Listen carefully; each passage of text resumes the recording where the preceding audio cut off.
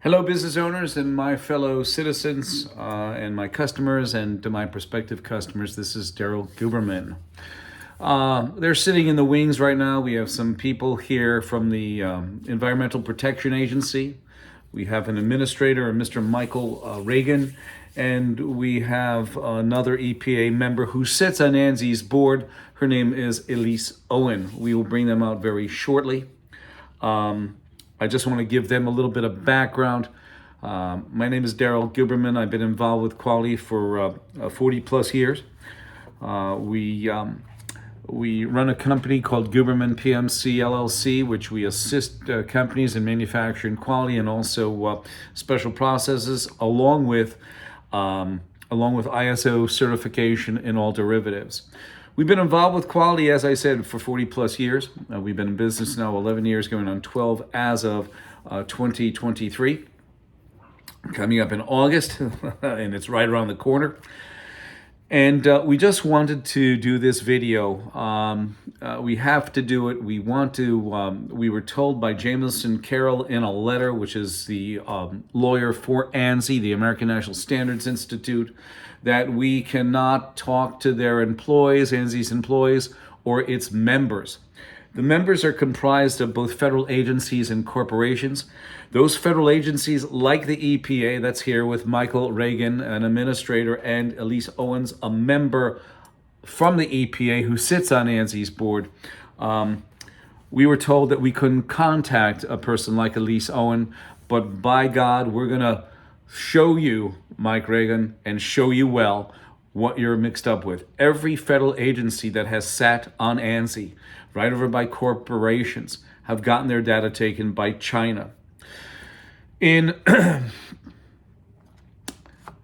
June of this year, we saw an advertisement on ANSI's website that said we're taking nominations for their director-at-large position.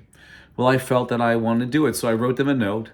And Eleni Konstantopoulos, a wonderful person that works there, I think in their New York office, sent me the package. And within the constituents of the package, there was a letter from Joe Bhathia, a form letter that congratulated all the nominees who are running for, who want to desire a run for the director-at-large position.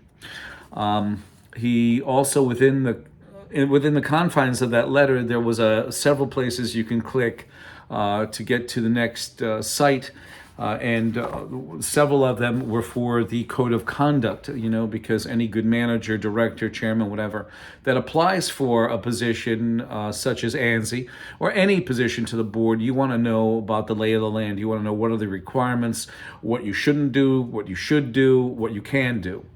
Well, I put in the document 54 pages. It was a 54-page document. 16 of those pages were letters of recommendation from our customers. And then we had to answer a questionnaire that had 9 questions on it. And it is what I can bring into the into ANSI's arena, what I can do to help facilitate what their mission statement is, and sure as hell, at the time was half a nut fuck you, said by Russ Chaney in 2019, and we will get to that, Elise and Mike, for sure. So we put in the questionnaire, we did it, and what I did is I wanted to facilitate a more harmonious and homogeneous relationship between the small mom and pop shops and corporate America, which exists and reside on ANSI's board. You have corporate and you have also federal, and these guys are big hitters like Lockheed, Boeing. You have UTC, GE, etc. Toyota. You have these organizations on ANSI's board, but you don't have any representation that can relate, that can be the sounding board to get their word out to corporate America from the mom and pop shop, 5, 10, 20, 100 people. It would also be another stream of economics for ANSI to bring these smaller mom and pop shops in and let them become members of the board and have a sounding board such as myself to assist. So I put that in. The surprise that we discovered was at the end of the questions, there was a congratulatory note.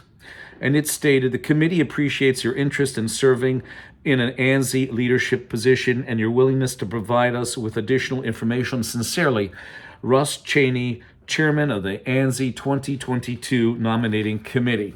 And there it is. You can see it right here. So what happened is, human nature being as such it is, we got, of course, kicked back, refused. The attorney, Jameson Carroll, wrote us, and he said at the bottom, he said, please do not direct further communications to ANSI board members or employees. Any concerns you have should be addressed directly to me because they don't want what I'm going to show you out.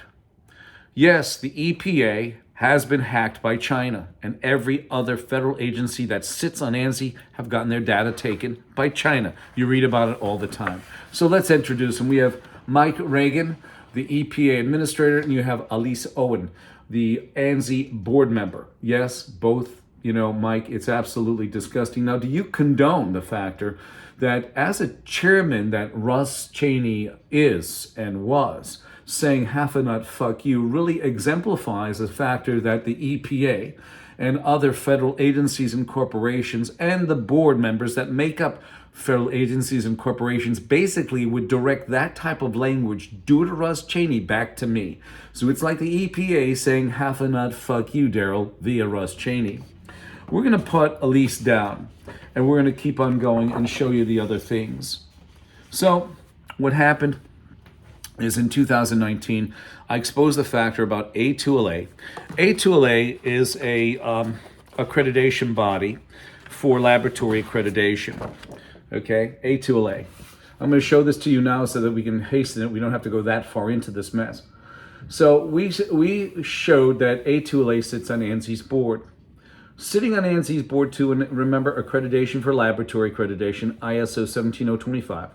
And you also have ASCLD Lab, which is also an accreditation body for laboratory, and that is owned by ANAB, ANSI-ANAB. And also, you have the factor that you have ANAB on there, standalone, that also accredits laboratories. They also sat on the IF, and at this time when they were sitting there, when I exposed it in 2019, from 2015 to 2021, they were still on the IF. And the IF was controlled by Communist China, which has, Michael, the China National Intelligence Law, Article number 7, which mandates espionage. So what happened is a woman who works at A2LA, and Ashley Morton, came up and said, hold on a sec. She wrote us underneath the video, and she said, A2LA does not sit on ANSI. They are both American accreditation bodies with equal standing. Now, Michael, as you saw, yes, A2LA does sit on ANSI. What happened is, after I came out and I showed that to her in a second video, I get a call from a Russ Chaney. And we're going to show you this right now because I think, here it is. And here's his recording.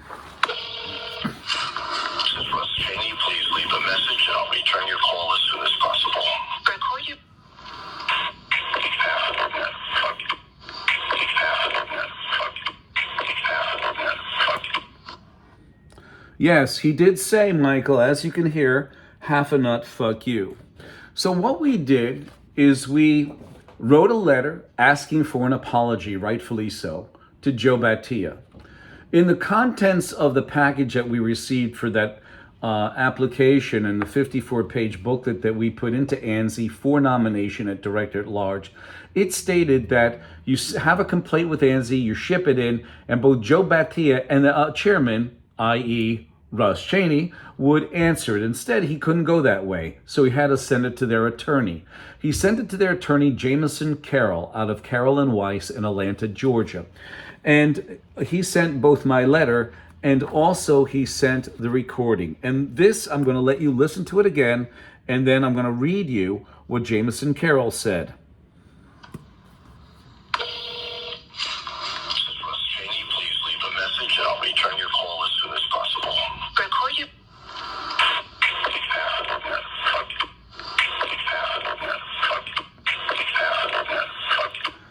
Well, This is Russ Chaney. Please leave a message and I'll return your call as soon as possible. Record your...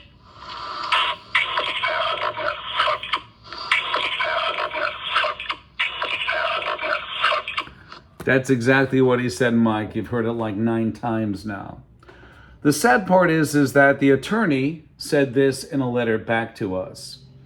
After analysis, we were unable to identify any harassing or objectionable content in the brief audio file provided. Mike, it gets better.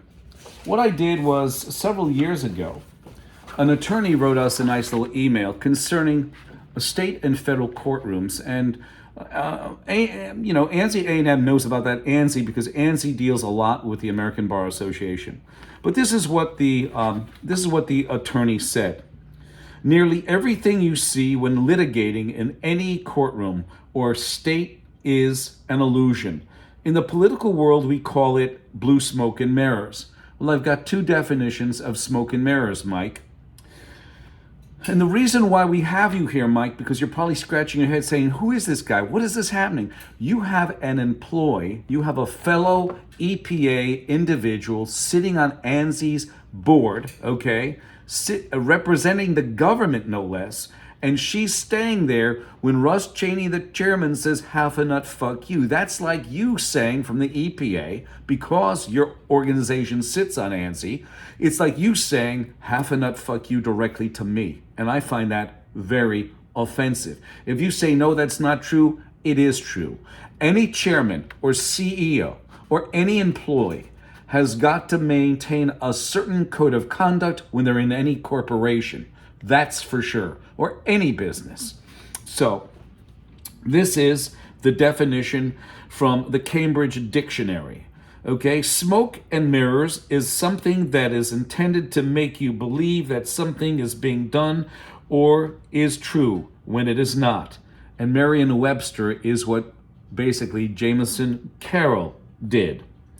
They define smoke and mirrors as something intended to disguise or draw attention away from, often embarrassing or unpleasant issue, usually hyphenated when used arbitrarily. Yeah, so that's basically it. It's something embarrassing. That's what they did. That's what Jameson Carroll did.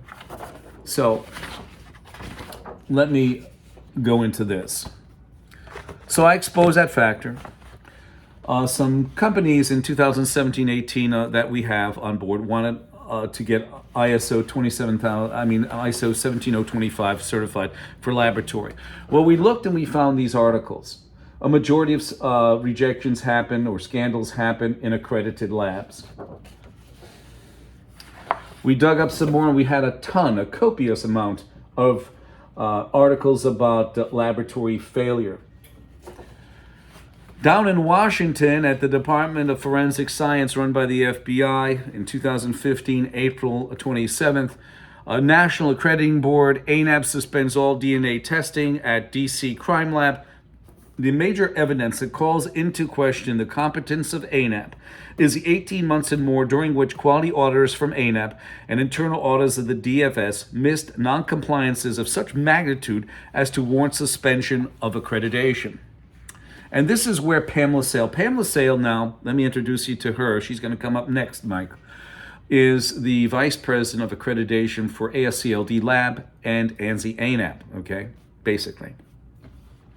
And she basically said under deposition, what took place in Wuhan, China is quite plausible, where people are saying the virus got released. When you listen to her talking about protocols, that they really have no protocols, nothing defined in writing, in standards, they can pick and choose what they want, then those people who are saying in the scientific community and other communities that the virus escaped from that lab, they're not too far from the truth, because it is. And that's out of Pamela Sale, the VP. You'll hear. So anyway, this is the article that caused the deposition and Pamela Sale to answer it. Austin's crime lab failure points to a national crisis. This is from September 2017. As disturbing as these revelations are, the Austin lab is not alone. Similar scandals have occurred in labs in major cities across the country, including neighboring Houston, as well as St. Paul, Detroit, New York, Philadelphia. In 2015, as I showed you that article, in 2015, the FBI lab in Washington, D.C., admitted that nearly every examiner in an elite FBI forensic unit flawed testimony in almost all trials in which they offered evidence. Over a period of 20 years, according to the Washington Post, those trials included 32 death sentences. That doesn't sound too good, does it? And this is what Pamela Sales said, and this makes the feasibility of the virus being released from Wuhan quite true. And this is what she said. One of the issues is that there is no commonly agreed upon set of standards that forensic labs around the country have to follow. Instead, there are informal guidelines that labs can choose to follow or not. That's something else, isn't it? And let me show you this. Me as a quality professional have to educate you, because when you see this, you have to scratch your head. ASCLD lab and ANAB. In this position on the certificate, it is considered the registrar.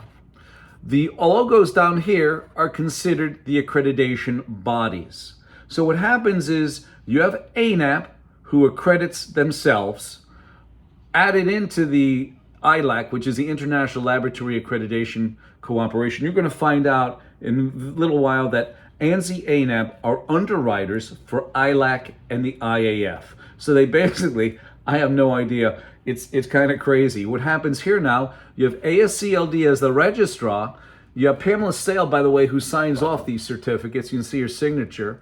And then you have the factor of, you have both ILAC and ANAB down below. And remember, ANAB is an underwriter. So the funniest thing is that, it's not funny, a lawyer back in 2011, and I bring it back all the way, 10 years almost, 11 years, because what it is history repeats itself, and when it does and you forget about the past, the history is worse than the past was. So Marvin Schechter wrote a report to the state of New York, and he said this: in fact, ASCLD Lab could more properly be described as a product service organization which sells for a fee a seal of approval. Okay, that's what he said. And that's all it is. And you can see with those two certs from ASCLD Lab, which is owned by ANAB, and the ANAB cert, which ANAB is also an accreditor, register, whatever, for laboratory, that these certs are compromised. They use the term impartial. What would have been good if they were truly impartial and it was truly volunteer and it was truly run with some sort of ethics, which it's not. They would have apologized to me in 2019 rather than pasting it over as Jameson Carroll did with smoke and mirrors. In 2020, 2022, when I applied for a director at large position, thinking that I could be an interface between the smaller companies and the big OEMs that are on ANSI, they refused. Why? Very simply, because Russ Chaney, the chairman, who says half a nut fuck you as ANSI's mission statement, said no way. A word that exemplifies voluntary consensus standards and quality in general dispensed by both ANSI and ANAB and other IAF MLAs, which are equivalent in accreditation to ANAB, which you'll be seeing very shortly, is a word obfuscation, which is the action of making something obscure, unclear, and unintelligible. Obfuscation. In 2013, Mike, I gave a speech at the American Society for Quality. At the time in 2013, the American Society for Quality and the American National Standards Institute owned the American National Crediting Board 50-50. This guy, Dave Levy, was sent to discredit me. We spoke after this.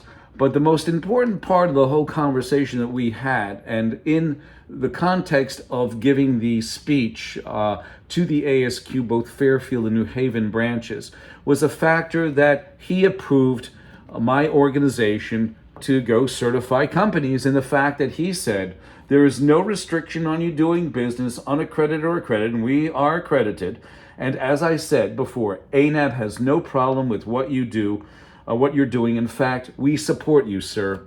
So that's wonderful, isn't it? That's 50%. But we didn't want that, Michael. There's no requirement. There's no congressional law that states it. But what ANSI does is they set up key people in like the Department of Homeland Security that has a guy there, Phil Matheson. You have Gordon Guberman at NIST who's there. And then you have you. You have your... Elise Owen, she's on board. So you have these key people from federal agencies so that this way they only use ANSI-ANAB. But you discover the bad thing about it, that they infiltrate our government, like NIST has NIST SP 800 for cybersecurity. You find out that NIST sits on ANSI and it sat on ANSI during 2015 and 2021 when communist China had control over it, and the guy there, Zhao Jinwu, we're coming up to, have been involved with our quality since 1994, and he is mandated by his country of origin, communist China, to take our data through the China National Intelligence Law, Article number 7. And unbelievable. So what happened is Randy invited us to join either the IF or ANAB or both, and I felt it in my best interest not to do it. But this is in that email, he also said that they approve us. So this is the other 50%. ASQ in 2013 said, we have no problem with you. We support you, Mr. Guberman. And over here, this is what Randy said. At the time, Randy was the technical advisor. At one time, he was the ANAB vice president and also the chairman of the IAF, and he sat on the IAF tax form 990 as the principal. So in the same letter, this is what he said.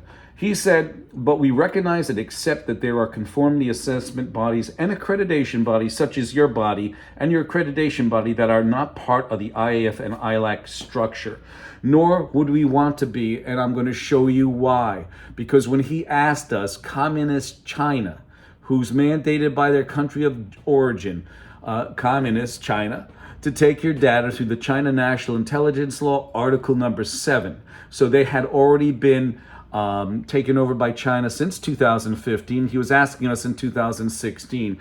I, as a proud American, Michael, and you should look at that too, in the fact of where ANSI is and what your organization is doing, because it appears that you have no knowledge. And I hope that I'm influencing you slightly with this and telling you what you need to know to make some sort of change. Randy, in 2014, we go backwards. As I said, if you don't look it back, you're going to, when you move forward, you're going to be more inept if you don't look backwards and see history so that you don't repeat it. Randy, during the time when he was vice president of ANAB, chairman of the IF, he wrote us, and we asked, what is ANAB's policy regarding non-ANAB accredited registrars? Well, he said that an IAF MLA is equivalent in accreditation to ANAB. Those organizations, and I'm going to say this, there's 5 of them that I'm going to focus in on. You have Iran, Pakistan, Lockheed Martin, and ANSI and ANAB all sat on the IAF, okay? The Pakistan and Iran and ANSI and ANAB are all IAF MLAs. Of course, Lockheed is a company which I'm going to get to very shortly. You also have the factor that North Korea and also Libya sat on board, but they got their cert taken away because of lack of payment. You have Iran and Pakistan that sit on the IAF as IAF MLAs. They also admitted to harboring some of the terrorists of 9/11. And Pakistan harbored Osama bin Laden, yet you have the #1 aerospace company, Lockheed Martin, sitting on the same board, IAF, with Iran and Pakistan. And by the way, it's not the people, it's the politics, okay? But you have them sitting together. And the worst thing is that Lockheed Martin is an associate member, which means that they can vote on policies, okay? And they don't do anything about it. We also found, Mike, that ANSI-ANAB are underwriters, which means they take all legal responsibilities. ANSI and ANAB are underwriters for both ILAC, the International Laboratory Accreditation Cooperation, and also the International Accreditation Forum Incorporated in Delaware. An underwriter, Mike, as we all know, is any party that evaluates and assumes another party's risk for a fee. So that means ANSI and ANAB. So that means if there's an issue in China with the China National Accreditation Services certifying the lab, and there was an escape, and they attribute the COVID release, and people are suing China. It's not China. It's you got to go after ANSI and ANAB because they are underwriters. Yet they're so much involved with the American Bar Association, you might have to have your hand on your tuchus for 20 years. Isn't that a tender moment in a corrupt world? So we're going to go through this. You have ANSI. ANSI is the American National Standards Institute. It's a private, not-for-profit corporation, and it's a non-governmental business. It has both federal agencies and corporations on board.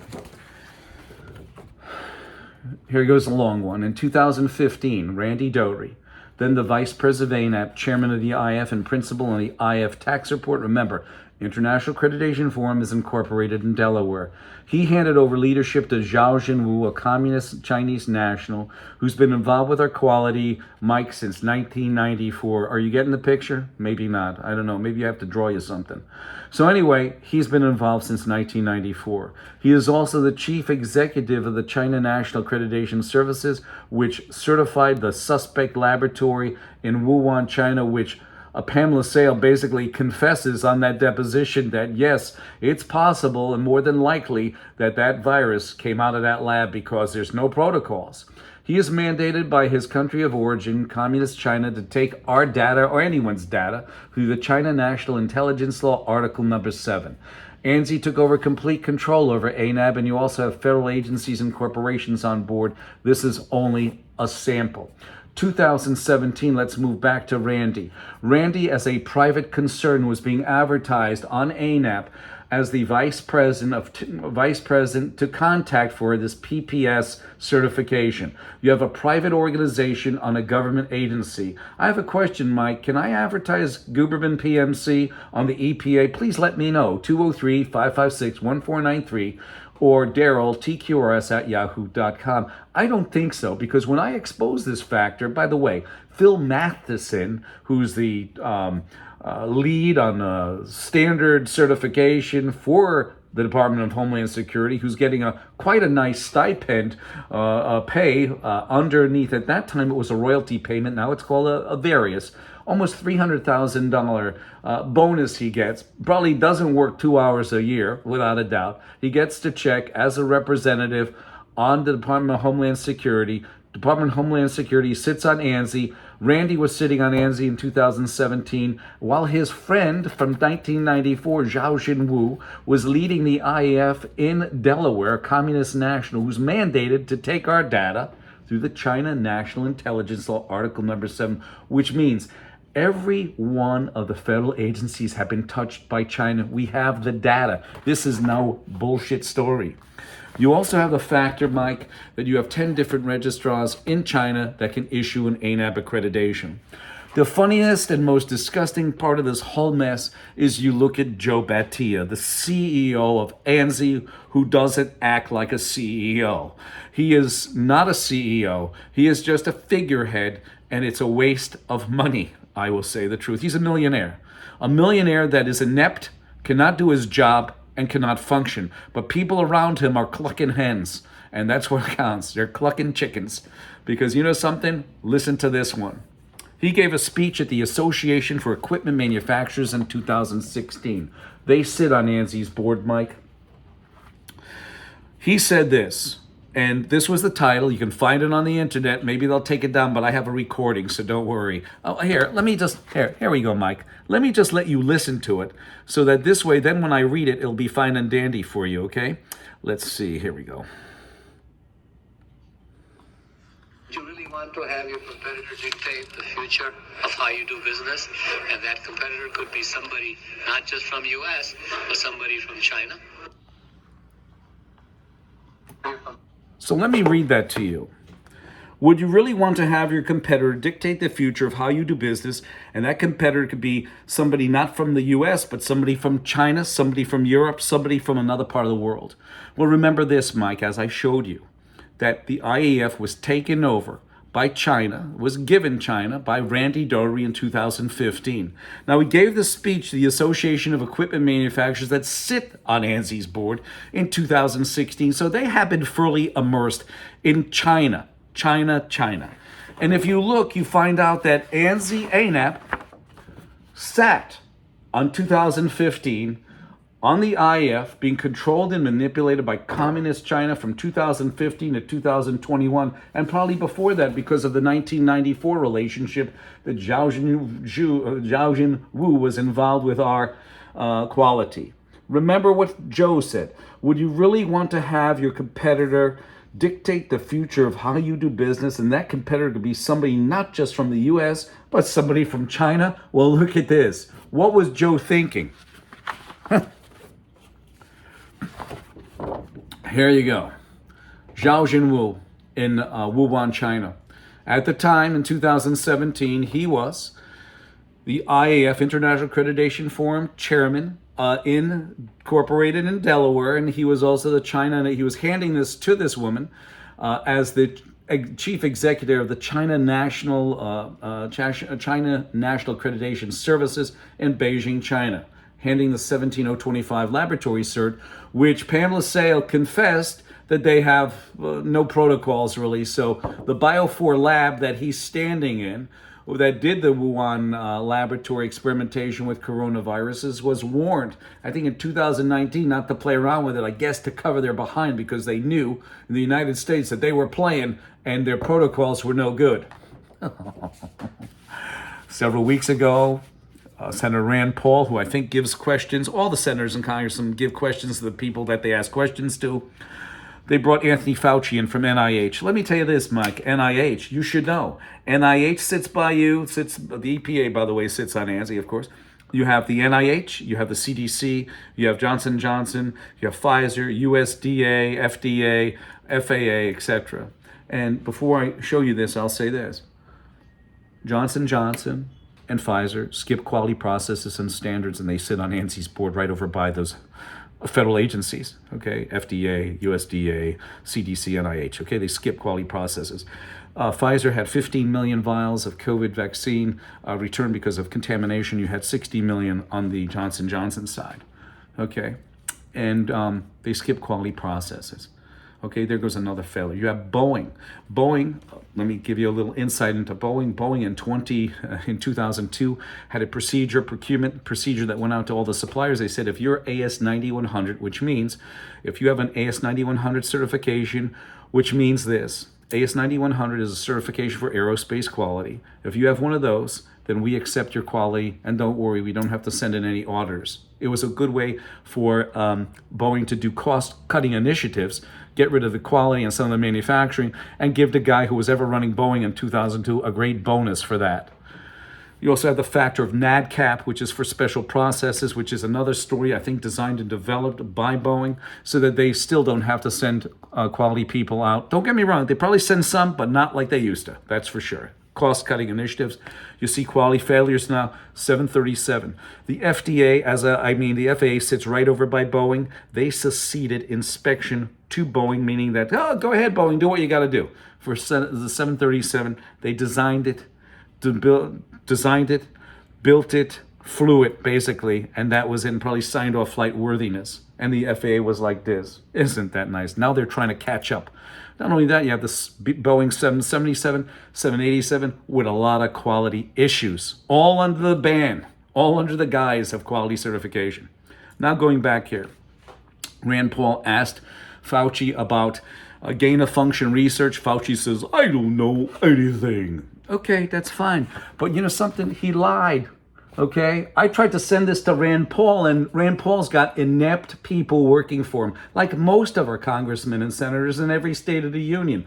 Look at Rosa DeLauro. Look at Jim Himes, Chris Murphy, and Richard Blumenthal. All praise Lockheed Martin, our #1 military contractor who got raped by China in 2009, and they're praising the communist country that wants to see the destruction of the United States. And one other thing, real quick, Mike. Christopher Wray was on TV being inquisitioned November 15th of this year, 2022, saying how bad China is. I think he was being questioned by our Congress. And he said, China's bad. It's a detriment to our world. Well, let me tell you something, Mike. 2015 to 2021, the FBI, just like they do now, sit on ANSI. And at that time, communist China was ruling the roost, as I showed you. So Christopher Wray was bullshitting Congress. Either he has a clue or he doesn't know. My feeling is he has a clue, but he wants to make himself look good on TV. What do you want? Maybe he belongs to SAG. Maybe he's an actor. So this is what it is. Upcoming event, second China-U.S. workshop on the challenges of emerging infections, laboratory safety, and global health security. And the first issue is gain of function research. Okay, so Fauci lied. Again, I will show you this, Michael. You have the factor that Russ Chaney was the chairman in 2019 when he called me up on the phone and left me his mission statement. Just a month ago, I was in New York City looking at ANSI's building to see if there's any signage of ANSI. There is none. This is an $84 million company. I think I went down to Washington, D.C. to pick them after they did not pick me because, of course, when you have a chairman say half a nut fuck you on the telephone, and you heard it, Mike. This is no lie. You heard it. See, that's why he's smiling. He did hear it. Look at him. You got a nice smile, Mike. But it's true. That's why you're smiling about it. You shouldn't smile because every federal agency that sits on ANSI, along with the corporations, along with the board, which is a mixture of the corporations and federal agencies, when Russ Chaney said that, Mike, it's like you saying half a nut fuck to me too. Isn't that nice? And Elise Owen, by your fellow EPA individuals sitting on ANSI, it makes matters even worse. Terrible. Terrible what is going on. We're going to stop here. This has been a disgusting display. In fact, this video's name is ANSI's mission statement, half a nut fuck you by Russ Chaney, chairman, silenced by government member Michael Regan, EPA. Thank you for coming, Michael. Thank you for coming, Elise.